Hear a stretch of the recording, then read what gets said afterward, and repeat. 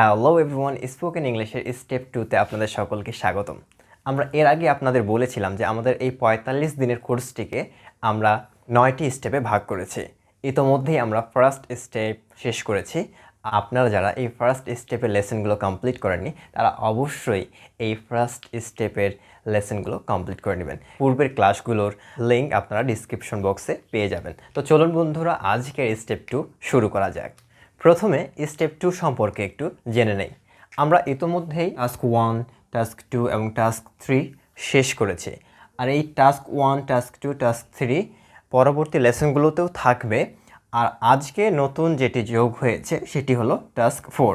এখন এই টাস্ক 4-এ আমরা আজকে যেটি শিখব সেটি হলো ইয়েস নো কোয়েশ্চেন্স করতে শিখব। আমরা যখন কারোর সাথে কথা বলতে শুরু করব তখন অনেক সময় আমাদেরকে কোয়েশ্চেন করতে হবে। তো সেই ক্ষেত্রে আমরা কিভাবে কোয়েশ্চেন করব, আজকে আমরা শিখব কিভাবে কোয়েশ্চেন করতে হয়, আর যার উত্তর খুব সহজেই আমরা দিতে পারবো শুধুমাত্র ইয়েস আর নো বলেই। তাহলে চলুন বন্ধুরা, আজকের লেসনটি শুরু করা যাক। আর আজকে আমরা যেটি করব টাস্ক 4 দিয়েই আমাদের লেসন শুরু করব। আপনাদের নিশ্চয়ই মনে আছে আমরা প্রথম ক্লাসে শিখেছিলাম আই এম মানে আমি, হি ইজ মানে সে, শি ইজ মানে সে। আমরা এটিও শিখেছিলাম যে আই এম দিয়ে আমরা কীভাবে ছোট ছোট বাক্য তৈরি করতে পারি, আবার হি ইজ দিয়ে কীভাবে ছোট ছোট বাক্য তৈরি করতে পারি, আবার শি ইজ দিয়ে কীভাবে ছোট ছোট বাক্য তৈরি করতে পারি। তো এখন আমরা যেটি করব, এই বাক্যগুলো দিয়ে আমরা কিভাবে কোয়েশ্চেন করতে পারি সেটি শিখব। আমি এখন এখানে একটি ছোট বাক্য লিখছি, আই অ্যাম ফেরদৌস। এখন আই অ্যাম ফেরদৌস, আপনি এখন এটিকে কিভাবে কোয়েশ্চেন করবেন, একটি বিষয় শুধু মাথায় রাখবেন। এই যে অ্যাম দেখতে পাচ্ছেন, এটিকে সামনে নিয়ে এনে বসিয়ে দিলেই কিন্তু একটি কোয়েশ্চেন হয়ে যাবে। ঠিক তেমনি আমি যদি এখানে লিখি হি ইজ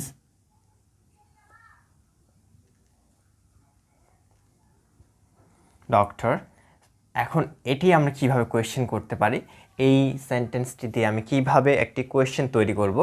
জাস্ট এই যে ইজ দেখতে পাচ্ছেন, এটিকে আমাকে সামনে বসিয়ে দিতে হবে, তবেই কিন্তু একটি ছোট কোয়েশ্চেন হয়ে যাবে।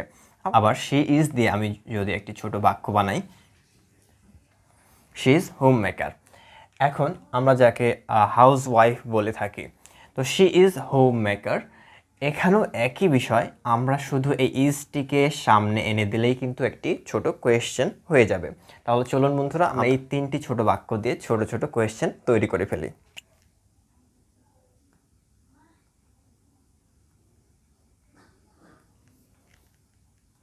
আপনারা দেখতেই পাচ্ছেন আমি যেটি বলেছি, আমরা শুধু এই অ্যামটিকে সামনে এনে বসিয়ে দিলেই কিন্তু একটি কোয়েশ্চেন হয়ে যাবে। অ্যাম আই ফেরদৌস, আমি কি ফেরদৌস, অ্যাম আই ফেরদৌস। এখন প্রশ্ন হলো আপনি এর উত্তর দেবেন কিভাবে, আমরা এখন সেটিও শিখব। আপনি সরাসরি বলতে পারেন, বা আমি সরাসরি বলতে পারি ইয়েস, এটি একটি উত্তর হতে পারে। আবার আপনি বলতে পারেন ইয়েস আই অ্যাম। আবার আপনি বলতে পারেন ইয়েস আই অ্যাম ফেরদৌস। আপনারা নিশ্চয়ই বিষয়টি বুঝেছেন। আমি আবারও বলছি, আপনি শুধু এখানে যে অ্যামটি আছে এই অ্যামটিকে সামনে বসালেই কিন্তু আমাদের একটি কোয়েশ্চেন হয়ে যাবে। যেমন আমি এখানে লিখেছি am I Ferdous, am I Ferdous, আমি কি ফেরদৌস। এর উত্তরে আমি কি বলবো, আমি এর উত্তরে বলতে পারি ইয়েস, আবার বলতে পারি ইয়েস আই অ্যাম, আবার বলতে পারি ইয়েস আই অ্যাম ফেরদৌস। আমি যে কোনো একটি উত্তর দিলেই এই কোয়েশ্চেনের উত্তর কিন্তু হয়ে যাবে। চলুন দ্বিতীয় বাক্যটি দিয়ে আমরা একটি কোয়েশ্চেন তৈরি করি। এখন আমি এর আগেই বলেছিলাম যে ইজ, এই ইজটিকে সামনে লিখলেই কিন্তু আমাদের কোয়েশ্চেন হয়ে যাবে। আমি ইজ সামনে লিখে ফেললাম, ইজ, তারপর হি ডক্টর।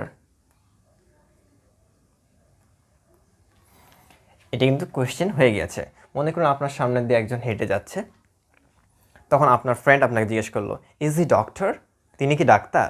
তখন আপনি উত্তরে বলতে পারেন ইয়েস, অথবা আপনি বলতে পারেন ইয়েস হি ইজ, অথবা আপনি বলতে পারেন yes he is doctor.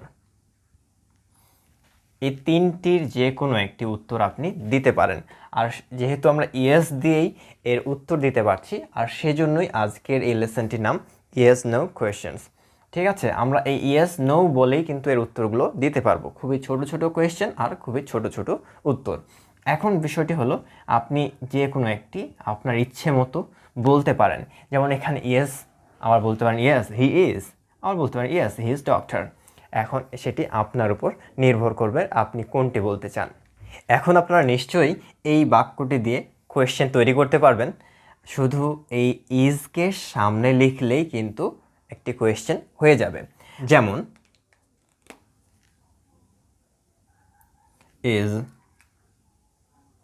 Is she home maker. মনে করুন দুজন মেয়ে বন্ধু দাঁড়িয়ে আছে, আরেকজন মহিলা সামনে দিয়ে হেঁটে যাচ্ছে। তো এই মেয়ে বন্ধুকে জিজ্ঞেস করলো, ইজ শি হোম মেকার? তো এই ফ্রেন্ড আবার উত্তর দিল, yes yes, just yes, enough. আবার সে বলতে পারতো, ইয়েস শি ইজ। আবার সে এটিও বলতে পারতো, yes she is home maker.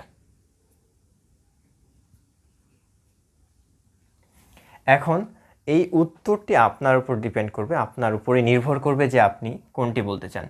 শুধু ইয়েস বলেও আপনি উত্তরটি শেষ করতে পারেন, আবার ইয়েস শি ইজ বলেও উত্তরটি শেষ করতে পারেন, আবার বলতে পারেন yes she is home maker.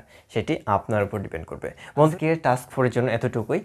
আপনারা অবশ্যই বাসায় এই বিষয়গুলো প্র্যাকটিস করবেন আর বেশি বেশি করে কোয়েশ্চেন তৈরি করতে চেষ্টা করবেন। আর কোয়েশ্চেন তৈরি করবেন এবং নিজে নিজে উত্তর দিতেও চেষ্টা করবেন, তবে দেখবেন আপনি অনেকটা অ্যাডভান্স হয়ে গিয়েছেন। আরেকটি বিষয় বলে রাখি বন্ধুরা, যেহেতু এই কোর্সে 45টি লেসন দেওয়া হবে, তাই অবশ্যই আমাদের চ্যানেলটিকে সাবস্ক্রাইব করে আমাদের সাথেই থাকবেন। আমরা যেই নির্দেশনাগুলো দেই সেই নির্দেশনাগুলো অবশ্যই ফলো করবেন। আর আপনি যদি এই নির্দেশনাগুলো সঠিকভাবে ফলো করেন, একসময় গিয়ে দেখবেন আপনি ইংরেজিতে কথা বলতে পারছেন। বন্ধুরা, গত লেসনে আমরা শিখেছিলাম কিভাবে আমরা বর্তমান সময়কে প্রকাশ করতে পারি। আজকে আমরা শিখব কোন শব্দগুলো দিয়ে আমরা আমাদের অতীত সময়কে প্রকাশ করতে পারি। এই যে আপনারা এখানে যে ওয়াজ, ওয়্যার, ডিড, হ্যাড এগুলো দেখতে পাচ্ছেন, এগুলো দিয়ে আমরা আমাদের অতীত সময়কে প্রকাশ করতে পারবো। আপনারা অবশ্যই মনে রাখবেন আজকের লেসন ওয়াজ, ওয়্যার, ডিড আর হ্যাড। আপনারা এগুলো অবশ্যই মনে রাখবেন, এগুলো দিয়ে আমরা আমাদের অতীত সময়কে প্রকাশ করব। আজকের লেসন টাস্ক 3-তে শুধু এতটুকুই। এখন আমরা গত দিনে টাস্ক 3-তে যা শিখেছিলাম সেগুলো দিয়ে কয়েকটি সেন্টেন্স তৈরি করতে চেষ্টা করব। গত লেসনের টাস্ক 2-তে আমরা শিখেছিলাম হি হ্যাজ মানে তার আছে, শি হ্যাজ মানেও তার আছে। এই শি হ্যাজ মানে মেয়ের আছে, শি হ্যাজ এই শি হলো মেয়ে। ইট হ্যাজ মানে ইহার আছে। এখন আমরা এই হি হ্যাজ, শি হ্যাজ এবং ইট হ্যাজ দিয়ে ছোট ছোট বাক্য গঠন করতে চেষ্টা করব। এখন আপনি বলুন তো আপনার বন্ধুর কি আছে, সেটি বলে দিলেই কিন্তু হি হ্যাজ এর পরে শুধু সেটি বললেই কিন্তু হয়ে যাবে। যেমন he has a cycle, he has a bag. আপনার বন্ধুর যা আছে শুধু তাই এখানে বলে দিলেই কিন্তু একটি ছোট বাক্য হয়ে যাবে। যেমন আপনি বলতে পারেন হি হ্যাজ আ ফুটবল। এরকম আপনি অনেক কিছুই বলতে পারেন যা আপনার ফ্রেন্ডের আছে।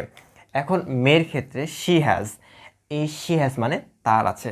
এখন আপনার মেয়ে বান্ধবীর, আপনার মেয়ে ফ্রেন্ডের কি আছে আপনি সেটি বলতে পারেন। আপনি বলতে পারেন she has a cat, she has a bag, she has a lipstick, she has makeup box, she has bracelet. এরকম আপনি আপনার মেয়ে ফ্রেন্ডের যা আছে সেগুলো কিন্তু এখানে জাস্ট একটি ওয়ার্ড বসিয়ে দিলেই কিন্তু আপনি অনেক অনেক বাক্য গঠন করতে পারবেন। আবার ঠিক তেমনি ইট হ্যাজ দিয়ে, ইট হ্যাজ মানে ইহার আছে। এখন এই ইট হ্যাজ দিয়ে আমরা কোনো একটি বস্তুর বর্ণনা দিতে পারি। যদি একটি টেবিলের বর্ণনা দিতে চাই সেক্ষেত্রে কিন্তু আপনি বলতে পারেন ইট হ্যাজ 4 legs। আপনি কোনো প্রাণীরও বর্ণনা দেওয়ার ক্ষেত্রে কিন্তু এই ইট হ্যাজ ব্যবহার করতে পারেন। যেমন আপনি চাইলে আপনি এখন থেকে অনেক অনেক ছোট ছোট বাক্য গঠন করতে পারবেন। এখন নিশ্চয়ই আপনারা বুঝতেই পারছেন যে আমরা ছোট ছোট বিষয় শিখছি কিন্তু ধীরে ধীরে কিন্তু অনেক এগিয়ে যাচ্ছি। আর তাই আমাদের চ্যানেলটিকে সাবস্ক্রাইব করে অবশ্যই আমাদের সাথে থাকবেন এবং আমাদের যে পূর্বে ক্লাসগুলো রয়েছে অবশ্যই সেগুলো কমপ্লিট করবেন এবং পরবর্তী ক্লাসগুলো দেখতে থাকবেন। আশা রাখছি তবে আপনারা অবশ্যই ইংরেজিতে কথা বলতে পারবেন। চলুন বন্ধুরা, আজকের টাস্ক 3 গল্পে গল্পে ওয়ার্ড মিনিংগুলো জেনে নেই।